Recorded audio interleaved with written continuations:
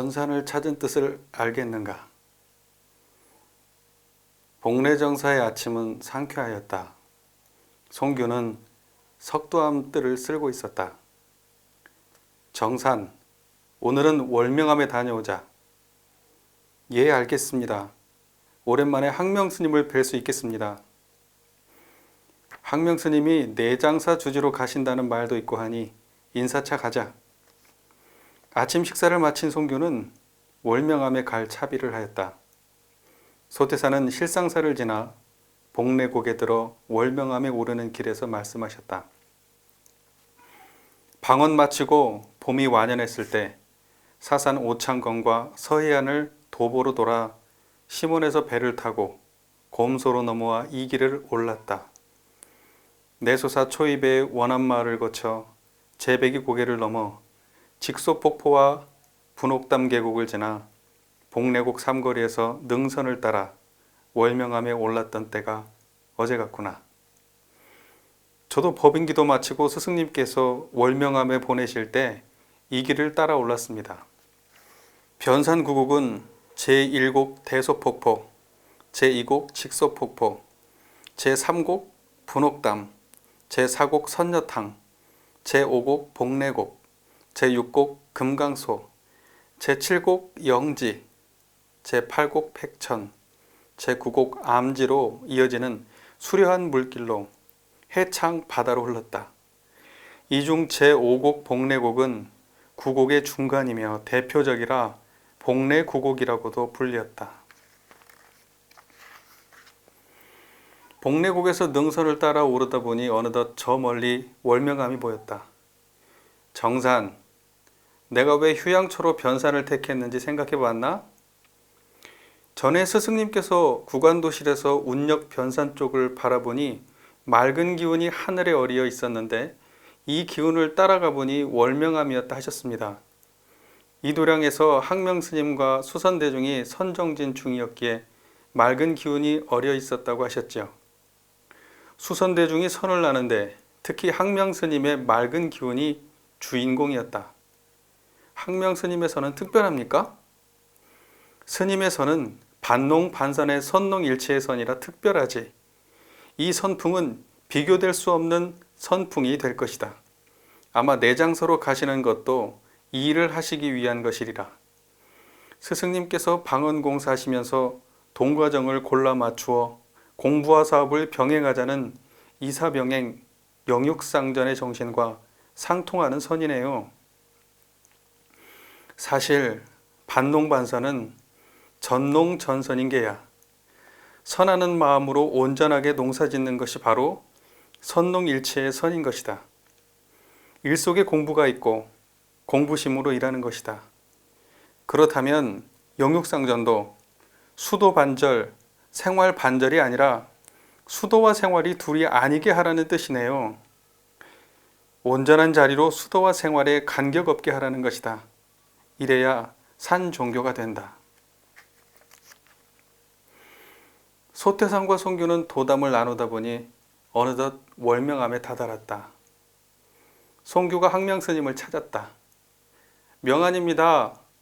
석두거사와 함께 왔습니다. 송규는 항명해 주신 명안이란 불명으로 항명을 대하였다. 항명은 반가운 얼굴로 법당방으로 나오셨다. 법당방과 주지방은 서로 이어져 있었다. 어서 오시게. 안 그래도 오늘 내일 석두암에 내려갈까 했는데 이심전심이요. 소태사는 항명스님과 인사를 나누고 내실로 따라들었다. 노승이 줄 것은 차 한 잔뿐이외다. 항명스님께서 내장사로 가신다는 소문이 실상동에 파다합니다. 저번 때 만해스님이 근처에 왔지 않은가? 그때 간곡히 큰 절을 맡아달라는 부탁도 있었고 불교 혁신의 일에 협력도 해야 할 것 같고 해서 월명암을 떠나야 할 듯하오. 사실 일생을 월명암에서 은둔수행하려 했는데 떠나려 하니 좀 아쉽기도 하오. 그곳에서 평소에 주장하신 반농반선, 선농일치를 실현해 보는 것도 좋을 듯합니다. 석두거사의 따뜻한 동조에 학명은 마음이 든든해졌다. 그런데 석두거사도 하산한다는 말이 있던데 어떤 상황이요? 저도 회상을 여는데 합심해줄 인연을 만났습니다. 이제 때가 되었으니 하산하여 법을 펼까 합니다.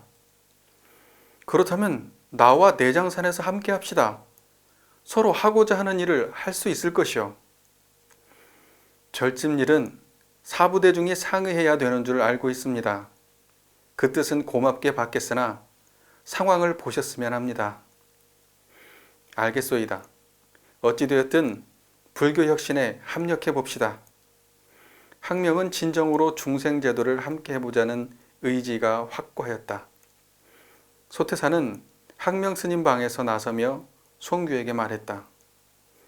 학명 스님의 권유를 매몰차게 뿌리칠 수는 없으니 협조할 것은 협조하되 절집일이 그렇게 되기는 어려울 것이다. 우리 일은 계획했던 대로 추진해 가야 할 것이다.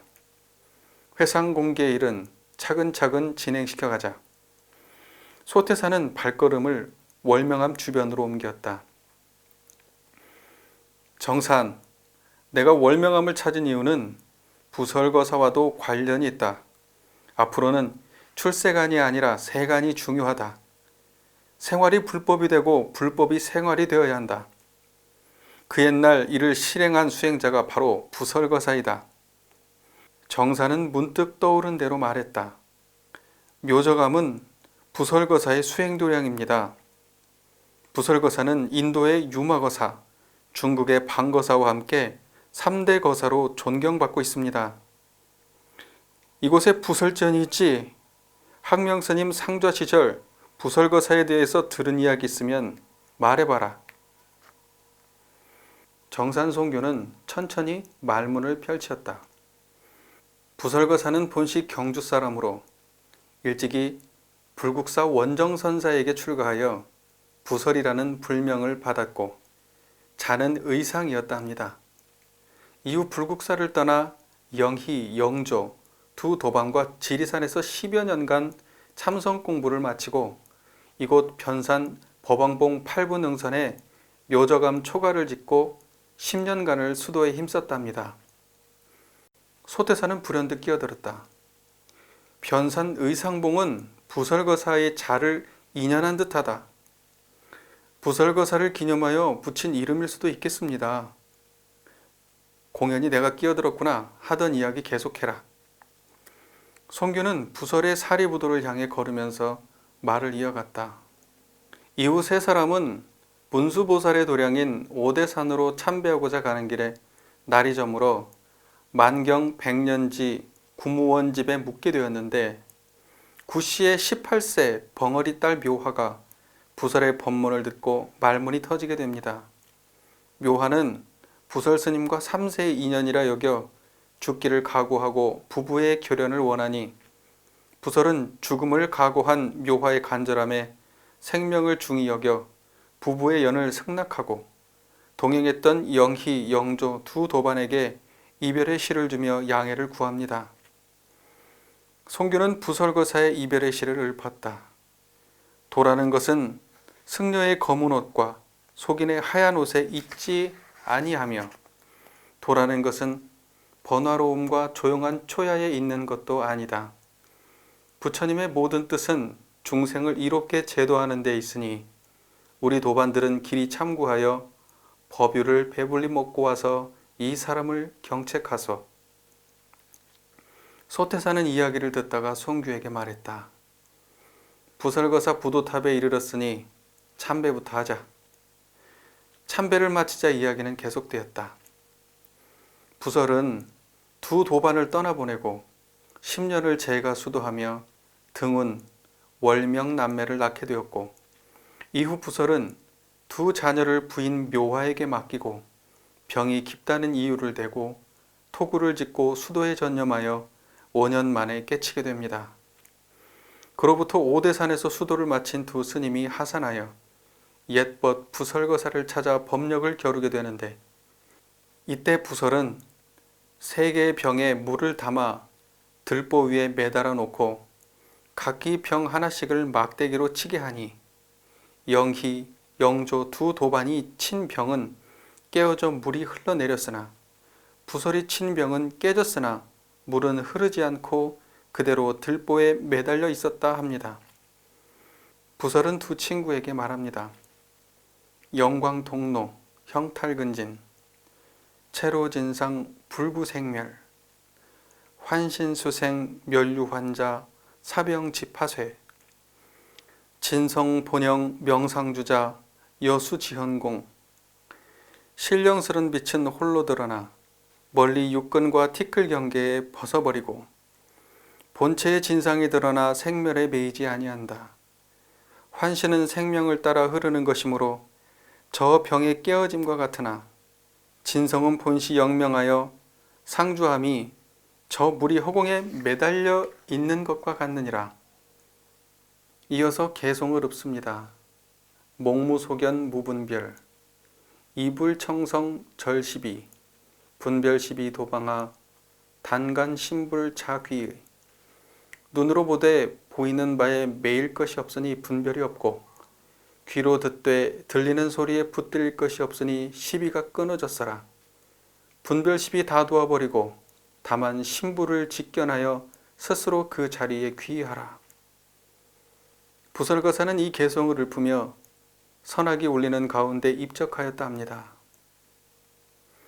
이에 영희 영조 두 도반은 부설거사를 정성스럽게 답의한 후 사리를 거두어 옛적에 함께 수행했던 이곳 봉래산 법왕봉 묘저감 남쪽 기슭에 묻고 부도를 세웠으며 부설의 두 남매 등운과 월명은 부친의 옛 수도처인 묘저감 옆에 자신들의 이름을 딴 등운암과 월명암을 짓고 수도정진하여 도를 이루었다 합니다. 이 이야기를 듣고 있던 소태사는 송규에게 말했다. 허공에 물을 매달아 놓는 경지가 되어야 한다. 이는 가정을 이루고 그 경계 속에 살아도 성품의 참모습이 항상 역력히 유지되었다는 뜻이다.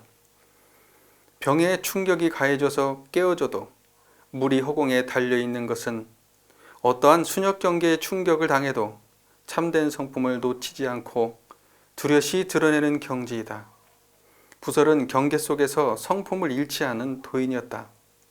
송규가 말을 받았다. 부설의 개송처럼 분별시비의 온갖 경계를 내려놓고 다만 지금 역력히 드러나 있는 본래 마음을 돌이켜보아서 이 자리에 귀의하라는 것입니다.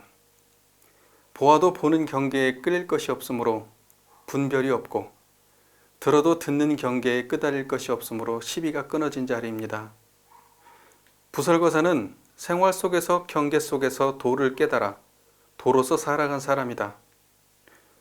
스승님께서 부설거사를 중시하신 것은 제가 수행의 모범이기 때문이며 이러한 이유로 월명암을 찾으신 것입니다. 과거 불교는 출세간 생활을 본의로 하여 교리와 제도가 조직되었으므로 세간 생활하는 사람에게는 모든 것이 잘 맞지 아니하였다. 또한 세간 생활하는 신자는 주가 되지 못하고 객과 같이 되었으므로 보통 신자는 출세간 공부하는 승려와 같이 부처님의 직통 제자나 불가의 조상으로 들어가기가 어려웠다. 앞으로는 어떻게 해야 합니까? 우리는 제가와 출가에 대하여 주객의 차별이 없이 공부와 사업의 등이만 따를 것이며 불제자의 계통에 있어서도 제가 출가의 차별이 없이 할 것이며 출가 공부인의 의식 생활도 각자의 처지를 따라 직업을 갖게 할 것이며 또는 결혼도 각자의 원에 맡길 것이다. 스승님께서 사은사요 삼강령 8.5개의 교강을 발표하신 후 조선불교 혁신론을 초안하여 미래의 불법을 제시해 주셨고 수양연구 요론을 초안을 하여 수행법을 밝혀주시며 이 법대로 하면 된다 하셨습니다. 소태사는 부설과 두 자녀 등운과 월명의 수행했을 주변 도량을 둘러보았다. 우리는 월명암에 깃들어 있는 부설거사의 행적이며 항명선사의 선품까지도 다 통합 활용하여 앞으로 열 회상 창립에 이런 점들을 유의해야 할 것이다. 소태산은 구름이 산 넘어 산으로 흘러가는 광활한 월명무예의 풍경을 응시하였고, 송교는 소태산의 포부와 당부를 가슴 깊이 새겼다.